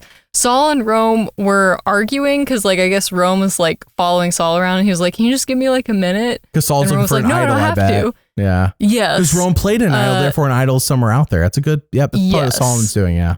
Because Teeny, I think it was Teeny who said had a good point about like Saul's going to be the one to look for the idol between him and Asia. Because we always get Teeny's perspective. Yes. And then the third thing was something about Sue and like a bunch of blood. Like they showed. When it was such a quick shot, you could tell it was red powder or something. Yeah. Yeah. It didn't exactly look like blood, but they were like, oh, like we found Sue. Like, she okay? Like, here's the thing. I don't know. Gabe also played his idol. So the blue idol should be theoretically out there. So Sue may have found whatever I remember, was it there not a season? Was it Carolyn's? Not Carolyn. Yeah, Carolyn from 44. I'm getting mixed up. It's not Caroline this season. Carolyn from 44. Did they not have I know they had the birdcage thing, but was it also not like red? I don't know. Was there not some sort of was there a season where people got like their hand painted by grabbing an idol? I forgot how it worked. Am I going crazy? Maybe. I forget. Yeah, I don't remember. I'm saying that would be fun if they had like the box, like it like you open it and it just like shoots powder at you. And you're like, oh crap, I gotta go run in the ocean real fast and cover the fact that I just got blasted in the face by red powder. Or whatever. Red paint, so it looks like blood. Because I remember in 42. Yes. In 42, they had to in the very first challenge, they're like, oh, we need to rub mud and blood on ourselves. And I'm like, what? Rub mud and blood? Yeah. That was like so dumb. The mud was fine, but the blood, I'm like, who's gonna believe you got bloody when there's no cuts or laceration? All right. Anyways, I'm glad they never did that again. But I'm saying that I think Sue's she found something in the forest and accompanied with it is red powder of some sort, or red, Yes. maybe red paint. I don't know. And I assume if Solomon finds anything, or whoever on red, they're going to find something similar. I assume. I do not know, but both tribes have an idol theoretically available to be found. Yeah. Which is actually, by the way, the pro of the fact the idol only lasts 1 or 3 tribals, is that we're not sitting on it until the merge, and therefore there's more chaos to be had. And Rome, I love chaos. Yep, I'm all about chaos. We know this here. Yes. All right, so next time Survivor looks like a fun time. No tribe swap though, unfortunately. I was hoping there would be one. All right, fantasy team time. We kind of talked about this earlier, but my team's doing okay. Doing mid, I would say. This is what happened last season though. My team did mid, and then the post-merge game is really when I'm like, okay, I know for a fact how this is going. I was wrong. Right. I didn't know people weren't going to play idols, but for the most part, I knew how to spread my points on who to vote out. Like we knew for the most part. Kenzie wasn't going nowhere. Charlie wasn't going nowhere. Exactly. So don't even bother with them. But yeah, this season, I feel like I'm going to need one of those to get back to the top when we get to the post merge. Like, all right, what's the real pecking order here? So Rebekah, your team, you said you actually voted this week. You didn't put any votes on Asia though. I did not. No. Oh. I think I put like 7 on Genevieve and like 3 on Rome or something like that. But I am 99% sure Asia's not on my fantasy team too. I sure hope not. Now I'm thinking about it. I got to double check. I don't think she is. I have to look. But yeah, I don't think my winner pick is, I ended up on Teeny. Who'd you pick as your winner pick? Yes, mine is also Teeny. I swapped it because initially it was Genevieve, and then after the first episode, I was like, LOL. Yeah. Switching that to Teeny. I put Solomon, and I think I switched mine to, I might have picked Sam, and I forgot. I was debating. I was like, dude, it feels like a flip of a coin right now. Is it Sam? Is it Teeny? I was like, I think I landed on Teeny, but if I put Sam, I feel okay about that too. I feel Sam okay and about Rachel are my Sam and Rachel are my team that are like earning points. Son for of me, a gun. So. You got Sam. Yeah. Nice. Yeah, I did. Nice. Yeah. That's a good pick. Oh, all right. Let's see. So yeah, if you want to join us and play for fun, yes, you could win. I'm just don't want to like get your hopes up if you're joining this late, but you can definitely play. A link in the description. It's for all paid patrons. Also, let's move on to what's new on Patreon. Patrons voted for us to do Kai Guy videos next. So starting on October 3rd, which is probably the day you're listening to this, we're voting for the 5 Kai Guy videos to get made. Spencer Bledsoe's is already made, so it's 5 plus Spencer. I mean, I've made Spencer's already, so it's 6 total Kai Guy videos, story videos. That's on Patreon right now. All these podcasts are early and ad free. As soon as they're done rendering on my computer, I put them up on Patreon. They have no ads, so you can download them there on there. One World stories are on there. And other videos, like you guys get to pick every month what I make. Right now, we're doing nominations and voting on what videos I should make. So the beginning of the month is really the most chaotic time on Patreon in terms of like stuff happening. I'm just being, and we love chaos. Well, the beginning of the month is like chaotic, like, nominations, picking, selections. And then the second half of the month, or like that's the first third. And then like the second 2/3, I don't know how to describe that. The second 2/3 when I release all the videos that I made. So nice. Basically. To simplify it. So, all right. Thank you all for supporting us on Patreon, by the way. That's how we avoid sponsorships and having to shill ourselves to corporations. And yeah, I'll leave it there. Okay. You get our unfiltered real thoughts instead of having to be like the most corporate. We go anyways. I don't know how to say this nicely. We don't have to be corporate because of your patronage, and I greatly appreciate it. I really do. All right. Question of the week, Rebekah. Yes. I don't know who went first last week, so I'll let you go first. I don't recall, but yes. What's our points at? Let's catch everyone up. Where are we at this season of points? So our points are, you have 1 point, I have 0 points. Rebekah, you are slacking. Listen, I know. Catch up. I'm the leader in the clubhouse. Okay? I'm the leader in the clubhouse. Catch up, buddy. Yes. Okay, so I hope that I upped the difficulty of this one for you. I like when you lower it, actually, but go ahead. Oh, well, okay, but I'm trying to win this. Yeah, so you should lower it, yeah. No, so I need to make it harder for you. For those wondering, our only rule is that the information has to be on Survivor Wiki, because otherwise you can just Google the most random things and you can find lies on Google about Survivor. Get some like random opinions. Bro, yeah. You can look up 2-time winners in Survivor and find Parvati, and I'm like, I mean, maybe in some people's head, but that's not factual. So you can't trust Google. Yeah. Listen, choose there's got to be something here. 2-time winner in our hearts. Yeah. 1-time win. I'll workshop it. 1-time winner on the charts. 2-time winner in our hearts. There you go. That's it. I love it. There you go. All right. So what's your question? All right. Okay. So your question for this week is, what 3 players have been the first juror in one season? In other words, like the first person voted onto the jury, and the final juror in another season. Oh my gosh. And I have a multiple choice. Yeah, you better, because that's an insane question for me as a guest. Because it is an insane question. Off the top of my head. Yes. How many? So go I have 3? I have kind of a long. Yeah, there's 3 people. All right. So just go I think one I at have a time. like 7. I think I have like 7 That's or okay. 8 Start with your first one and I'll walk through. We'll walk through them together. Okay. So first one is Suri. Okay. Suri, first juror, has never happened. She's either gone pre-merge or she makes it to the end. So Suri is not an option. Who's next? Okay. Next one is Andrea from Redemption Island. Has to be first juror and last juror. She has been the last juror. When was she the first juror? Was she the first juror on Game Changers? Because it wasn't Caramelin. Let's hold on to Andrea. All right, who's next? Okay. Next one is Lex Vanderburg from Africa. Lex Van. No, Lex always makes it to. No, Lex is one of them. Am I correct? You are correct. Yes. All right, Lex is one for sure because he's the first juror of All Stars, and he makes the end on Africa. Okay, who's next? Yes, that's correct. Joe from Worlds Apart. Shoot, Joe plays on Edge of Extinction where he's the first juror. He never makes it to the end though. In Edge of Extinction, he doesn't make it to the end. He doesn't make it to the end of Worlds Apart or Cambodia, so he's not one. All right, who's next? Okay, next one is Chaos Cass from Cagayan. No, that's right. Chaos Cass is one of them, correct? Yes, she is. Yep. Okay, who's next? And 2 more options. Rupert from Pearl Islands. No. Okay. No. And last one is Sarah from Cagayan. That's the third one. Yeah, you're correct. Yep. Yeah, you got all 3. Sarah was the first juror of Cagayan and the last juror on Winners at War.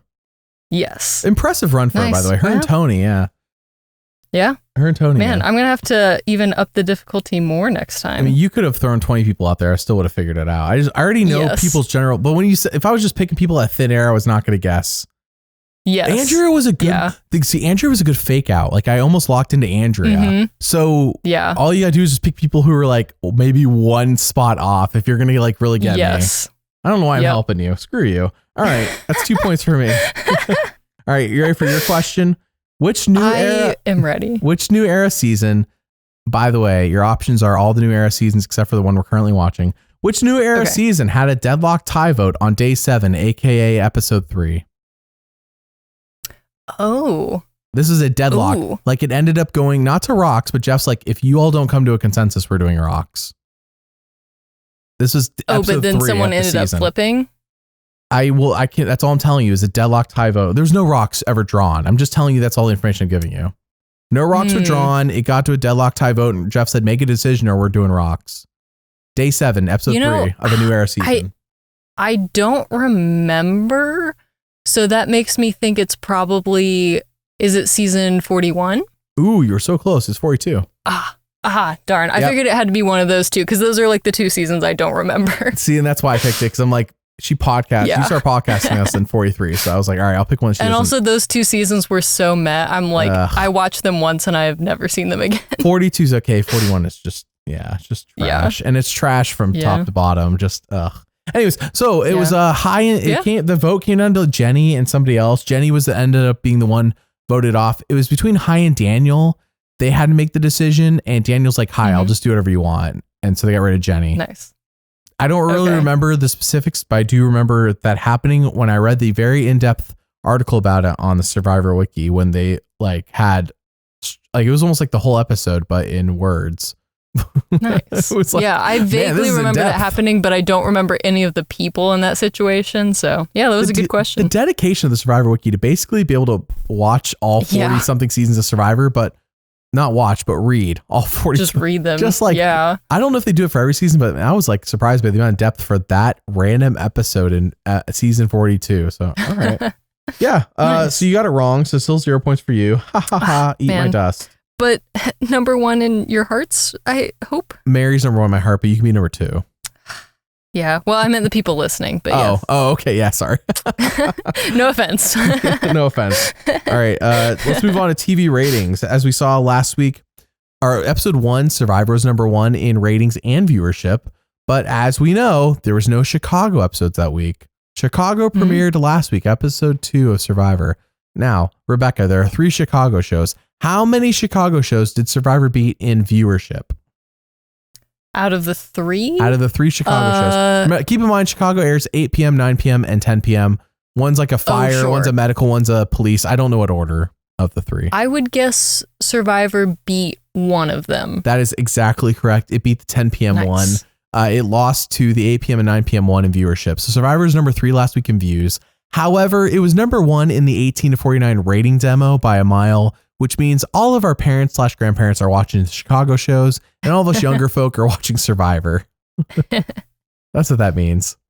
Yeah. So Survivor, it had 4,720,000 people watched the first week. This, of course, is not counting Paramount Plus. I'm aware people watch the next day on Paramount Plus. Nielsen doesn't report that. So unless Paramount comes out and tells us, we don't know. And they only ever reveal it when it's like, it's the most streamed show of the week, otherwise they don't say nothing. Episode 2 got 4.47. I know it seems like a drop, and it's always a drop from episode 1, episode 2. Survivor 45 had a bigger drop than that, believe it or not. And 45 to me was like chaos in the first episode. I'm surprised. I think people were mad that Hannah quit, really.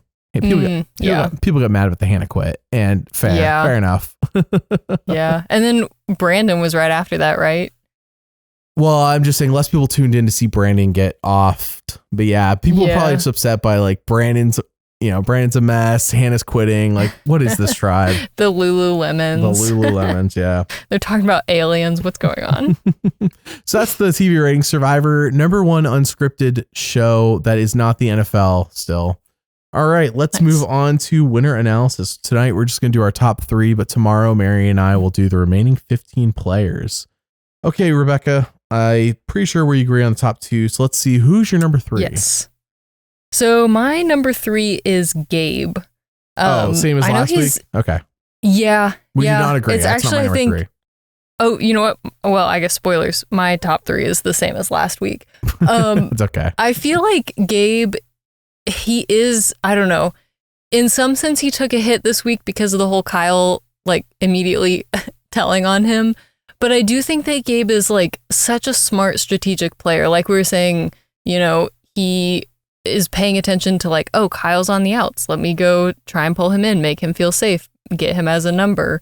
So, yeah, I don't know. I could see Gabe doing really well post-merge. So that's why I've got him at number 3, but I don't know. We'll see. Who's your number 3? Are you not worried? Because Gabe this week, I mean, it was not a positive story for Gabe this week. Yeah, but I mean, we've seen that before because, like, I think episode 1 wasn't, like, super positive for him. And then last week was super positive. Like, I don't know, he really turned it around. And yeah, I don't know. I felt like he had kind of I don't know, it wasn't like a devastating week. It was maybe more of a setback this week. But I still think even with Kyle going to Sue and Caroline, it's hard to tell because they didn't go to tribal, but it seemed like Sue is still on Gabe's side and Caroline is on Sue's side. So, I mean, he still has the numbers in that tribe, even if, Kyle doesn't want to work with him. So, I don't know. I think he has multiple paths to success at the moment. Because it wasn't like Sue was like, oh, Kyle, Gabe said that? Oh, screw Gabe. Right. No, she was like, Kyle, you don't respect him a pilot. Yeah, you don't respect him a pilot, you jerk. Exactly. Now, if Gabe ever says anything bad about pilots, then we'll have a different conversation. That's but a death I don't nail. foresee that happening. You say something bad about being a pilot, man, you better believe Sue's on you. You're dead. Yes. All right, my number 3 is, can you guess who my number 3 is before I say it? Who's your number 3? It's not Asia. That was who it was past 2 weeks, obviously. Is it, I don't know. Is it Think conspiracy Andy? Theories. No, let's go back. Think conspiracy theory? theories. Why? Well, who would I conspiracy theory into the 3rd spot? Who has any connection to any conspiracy theory? I mean, I understand. I'm just making you guess. Just a quick guess. Yeah. You think it's Andy, or you want to guess somebody else? Who did you say it was? Who was on the Matt chat? That's not relevant, but it was not relevant. Teeny, Gabe, and shoot, who's the other one? Teeny, Gabe. John? Well, yeah, but John doesn't count. Andy? Teeny, Gabe, and Andy, yeah. No, it's not Andy. Okay, I have no idea. Who's your third? Sierra. Here's the thing. The intro, okay. I watch it more and more, and I think, okay, we all thought the same thing. Teeny's name is highest, though not as high as D's. Teeny's name is highest. Sam had that thing in between the 47 fire and then the woman holding the torch. Well, it wasn't a man holding a torch. It was a woman holding a torch. And right before Sam was the fire of 47. Well, right after the woman holding the torch is Sierra lighting a spark and looking joyful. Sierra's my number 3. So you think Sierra's going to beat Sam in fire? I think it's a possibility, and Sierra could win. And not every season has a satisfying winner, though they do try to craft a tale. And that's my biggest knock on Sierra, is that so far it doesn't seem like we're getting a Sierra-led tale the way we've gotten pretty much every new era winner since 42 has had. I mean, I know we all say Gabler was underwater, but like Gabler was there. We were just ignoring him. Gabler was there. Right. You go back and watch Gabler's story. It was there. How did Gabler get the entire jury to vote for him, except for I think one? Oh no, Gabler was one vote shy of a perfect game, so somebody didn't vote for Gabler. Anyways, Gabler got the entire jury vote for him. You walk through the story. No, that all makes sense, Gabe. Like, I was all in the show. We were just ignoring it. So what I'm saying is that I feel like ever since 42, the winners have always been a main part of the story. Sierra doesn't really feel like a main part of the story. And that's my biggest knock answer. But also, I don't want to ignore the fact that intro thing could have been faking us out. And it's actually Sierra. And we ignored it. Because like when Kenzie had the gold logo after her, we then saw Liz right after. So it was like a twofold. One was a joke. One was a hint. Well, in this case, it could be that we're faked out. Sam's the fake and Sierra burns him. I don't know. So I don't want to take it off the table. Sierra seems like she's in a solid spot strategically. It's just that the story isn't really centered around her, but it is only episode 3. Things can change. Her story could take off come post-merge. And she's been established. We know who Sierra is. We know where she stands. Like, we're not unaware of Sierra. She gets content every week. It's just that she's not like a leader like Teeny or Sam is. So our number 2 is Sam and our number 1 is Teeny for Rebekah and I. I think we're in agreement. I'd be shocked if Mary's was different. We'll find out tomorrow. On the number 1 and 2, I mean. So let's talk about that. What do you think about my Sierra thoughts first before we get on to Sam? Yeah, I think that is interesting. I think it makes sense because, I mean, Sierra, I don't know. I feel like there's a few people that have been more established than others, and I think Sierra is one of those people, and she is also in a good spot. My only like knock against her is that a lot of her storyline is centered around Sam. I'm with you. And so that doesn't, it seems like he is the main character of most of their interactions, but like you said, we'll see. Maybe, post-merge, maybe that'll change. But that's not unprecedented in Survivor. We only have to go back to like season 38, for example, when it was all about Devins, just for Chris Underwood to come in and kill Devins and win the game. So Sam could be the Devins of this season. I'm just example. And Sierra's the Chris Underwood. Just as an example, doesn't make her a great winner or anyone a great winner by being the Chris Underwood in your story, but $1 million cash is the same as for anyone else. Yeah. Well, until Obama takes his cut. 600,000 after Obama takes taxes. It. I like how we're like almost 3 presidents later, depending on who wins.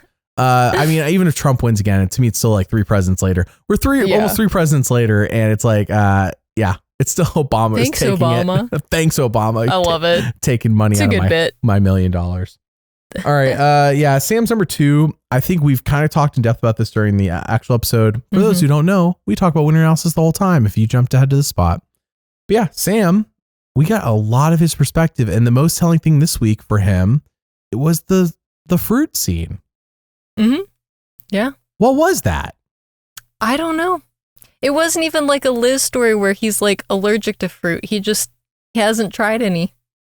So Liz's content, you could argue when we got her content, makes sense in the context of where they were going in the story. Sam's could be the same. As I said, we could do an auction. He wins a watermelon or he wins some fruit he's never eaten before.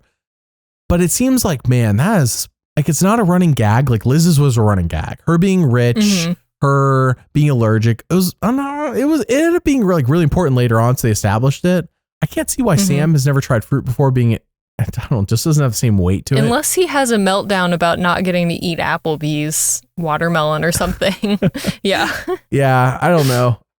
It's setting up something. It's either setting up, in our opinion, this is one of those character scenes. It's like, why did we spend time on this? Oh, because they're an important endgame player, which is my actual theory. Or B, it is setting up something like an auction where he wins a water. I've never eaten this before.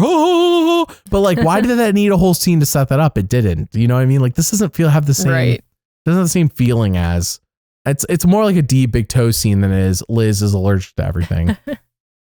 That's all I'm saying. Sam also is in between the 247 logos and got 16 confessionals episode 2, and just seems like everything is filtered through his perspective on the Yellow Tribe. We do get other people's perspective, but Sam's comes first on the Yellow Tribe. Now, Sam's isn't as perfect as Teeny's, though. Sam has a little bit of roughness to it, and that's why Sam's number 2 and not number 1. What do you think? What do you need more? Because even just like the little tiff between him and who is it, Annika, that he was like kind of whatever squabbling with earlier this episode. Like, I mean, we've seen him, I don't know if make an enemy is maybe a little dramatic, but like, that seems like something that is going to turn into something bigger down the road. At least Andy thinks it's going to. That doesn't stop you from being a winner, by the way. Gabler and Ellie had a tiff in 43, and Gabler had to overcome Ellie to win. Jam and I believe Josh in 44 had the same thing, where they had a tiff preseason and come the merge, just like Ellie. Josh got cut, and it's like, okay, well, this could be one of those where it's like, all right, here's my little nemesis I have to get. This is my first hurdle to winning. It's my first person I got to overcome.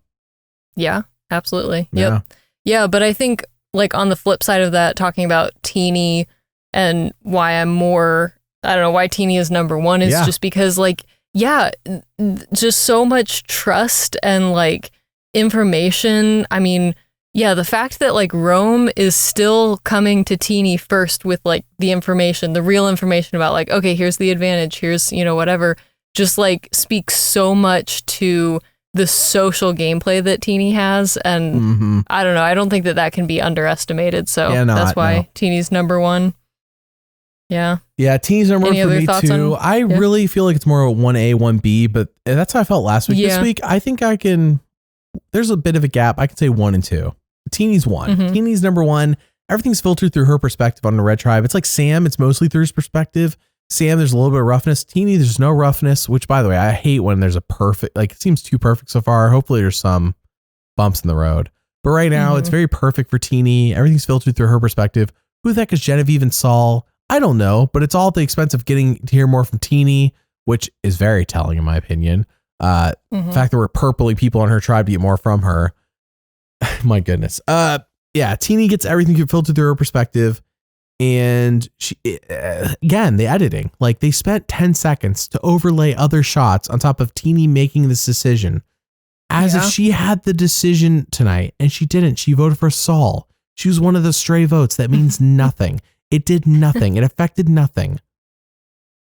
Like, okay, but the editing told us, this is going to decide who goes home tonight. Like, just the editing says something different than the facts.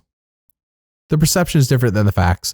Now, maybe her Saul vote is something that matters next week or a week after. Maybe that's why. But it's not how it was really. I don't know. It reads different to me than that. It reads more like what Teeny's going to vote is the most important vote here. And it factually was not. But story-wise, it was. Big main character energy in the story for sure. That's exactly right. Main character energy we get from Teeny. We get from Sam. I don't get main character energy from Sierra, which is why she's number 3. I mean, one of the reasons why she's number 3. Gabe, I kind of get main character energy from. It's not super strong. I think Sue thinks she's a main character. Yes. You better respect her because she's a pilot, Rebekah. Okay. Listen, pilots are always the main characters, so I get it. That's I understand. True. I mean, that's true. Pilots without them. I mean, once the pilot dies in a movie, it's like, oh crap. Who's gonna land the airplane? Yeah, who's gonna land? Where's Sue? Is Sue here? All right. So Teeny's number 1, Sam number 2, For me, Sierra's number 3, and for you, Gabe's number 3. Tomorrow, Mary and I will rank all 15. Mary takes such in-depth notes on winner, so she'll have more than I got. But yeah, Teeny also has a Matt chat, and she has the highest name, though it is not high as D's, which is honestly my only reservation at the moment. It's crazy as it sounds that her name is not as high as D's. That is my only reservation. That woman holding the torch after Sam could be the woman representing Teeny. Yeah. You know, I got a couple comments saying Teeny goes by they, them pronoun. Nothing on the show has said that. So I go by the pronouns. They're all calling her she. So the show, like, unless the show is going to make a point about it, I'm not going to make a point about it because the story is saying she's a she. And the story is also showing a woman with the torch. I'm like, all right, well, if Teeny's a she, and that's, you know, I mean, like, I'm not, all I'm saying is that Teeny could overcome Sam. Sam could get second and Teeny's first. Yeah. And that's what that means when Sam, there's a Fire 47, then there's Sam, and then there's a woman with the torch, like, dominating. I don't know. Just throwing it out there. I'll try to figure out I don't know what the symbolism is yet. The intro, who knew the intro was this important? But now 3 seasons in a row, it's pretty important. Got to pay attention. Holy flipping crap. I was not expecting this. Now, I know this intro has, and by the way, very subtly spoiled things in the past. I learned more. Read some comments, read some what people are talking about for past intros. Like seasons 6, 7, and 8, the winner was the 6th, 7th, and 8th person shown on those seasons during the intros. Oh. But again, that's only 3 seasons in a row, and they didn't do it before, they didn't do it after. Like it wasn't the 9th person on the 9th season or the 5th person on the 5th season. So it's like no one is expecting that. And it was like a very brief, and then they stopped doing it. You know what I mean? Like it just happened and they stopped. It wasn't like so blatant. It was just, they just happened to be the order that season. And it's something I don't think anybody would have thought about until after season 7 if they were doing anything like this. And even then, it was pretty obvious that it was Amber or Rob. Sorry, for All Stars. Yeah. Do I really need the intro to tell me it was Rob or Amber? I don't know. It's kind of obvious the whole time. So, and then they just didn't do it after that. So, yeah, it's like there's been little things like that in the past, but it's never been this is blatant. 45, 46, 47 is blatant, and I love it, but it's blatant. Yeah. Yeah. All right. You ready for people's questions, or do you want to ramble more about winner analysis? Yeah, I think I'm ready for questions. I get a lot of comments where people say that our podcasts are not long enough, and I hear you. Don't worry, I hear you. Yeah. All right. Yeah. First question from Polarity Games: is Sammy still 19? Oh, that's a great question. Has anyone checked in with him recently? His 22nd. Yeah, he was on Mr. Beast a few weeks ago. And by the way, I think he was like one of the first people to quit or something like that. It was a survival thing. By the way, Mr. Beast, his videos are rigged. Like it's rigged. Yeah. Long story short, going through it right now. And there's so much proof tangent in the rigging. So I'm not super concerned that Sammy, who is only 19 years old, I don't really probably care. For the best that he got out quick. I don't really care, to be frank with you. All right. Sammy's still 19. Actually, he turns 22 in the next week or two. We will celebrate his birthday properly here on the channel. Wow. All right. The next question is from the Reapers. Are you a fan of them doing montage the past season when they're referencing something? I love the conga line of people who got voted out with idols in their pockets. What do you think, Rebekah? Yeah, I think it's fun every once in a while. I think they could definitely overdo it, but like what they did tonight, I thought was really fun because especially something like that was so crazy. And like, yeah, like you mentioned, it's good for the casual audience who maybe doesn't remember or didn't see that season. It was fun for me because I was like, oh yeah, like I remember that was crazy that happened. Yeah, it's a nice reminder. Yeah. I think that they could overdo it if they, did it too many times, but for now it's nice. It's the perfect amount of going back. And it was it wasn't like, it was the perfect amount, I guess. Let's put it that way. Mm-hmm. All right. Randall Westgard asks, what happens if Rome tries to steal a vote on someone who already lost their vote? So let's say someone lied to Rome saying, I lost my vote. Or no, wait, somebody lied to Rome saying they still have their vote, but they actually lost it and Rome tries to steal it. I guess he would just find out, right? Like you can't steal it. Yeah. They don't have one. Interesting. That's a good question. That would blow up though if that mattered, like in terms of the votes, how they're going to go. Like, oh, you don't have your vote. Interesting. That changes. Right. Yeah. Chaos. Yeah. Good question. I don't know the answer. All right. Next question is from Addie. How do you feel about the first 3 voted out being members of all 3 tribes? Like the variety. Yeah. I loved this personally, mainly because we got to see all 3 tribes go to tribal. Because that's always the big thing is like, you don't really know where alliances are until people actually put votes down on parchment. And so we've seen that from everyone now. And normally it doesn't happen that quick. So yeah, I'm a fan of it. Me as well. I like when every tribe gets to go. We've complained the past few seasons about how it just seems like the same tribes over and over and over. 44, 45, 46 was like, come on, can somebody else go so we can like get, I want to learn about the other tribes. And this season we actually got to learn about it and I appreciate it. Survivor production had nothing to do with that. I just appreciate that that's how it played out. So next question is from JJ Mara. Do you, as a podcaster, now have more reservations for going on Survivor with how they last on the season? I responded to their comment here because I was like, I just can't not respond. I've been pretty vocal about how I feel like I'd end up on Survivor. I'm either a first boot or a final 3 goat, and there's really no in between. And that's fine. Yeah. That's fine. It's okay. If I get past the first boot, success. If I go off first boot, I'll be like, yeah, that was my expectation. That sounds about right. Now you get to chill at Ponderosa. Exactly. See, Rebekah's, you're tracking what I'm thinking. Yeah. I'll chill at Ponderosa. Living the dream on Ponderosa. Yeah. All right. Sonic asked, not Sonic the Hedgehog, Sonic Chigo, do you think Asia will make it to the merge? Okay. Next question's from. Ooh. Yeah, that's what I said. Next one's from Kay's. I think somebody commented before they saw the rest of the episode. Kay's ASMR journal. That's a name. Do you think the fact that Teenie recognized Asia played any part in her vote off? That's a good question. No, I don't think so. I mean, in the edit, no. There could definitely be stuff that they're not showing us. But I mean, just that scene with Teenie and Kashan sitting Asia down and being like, hey, here's what's going on. We want to work with you. We're trying to save you.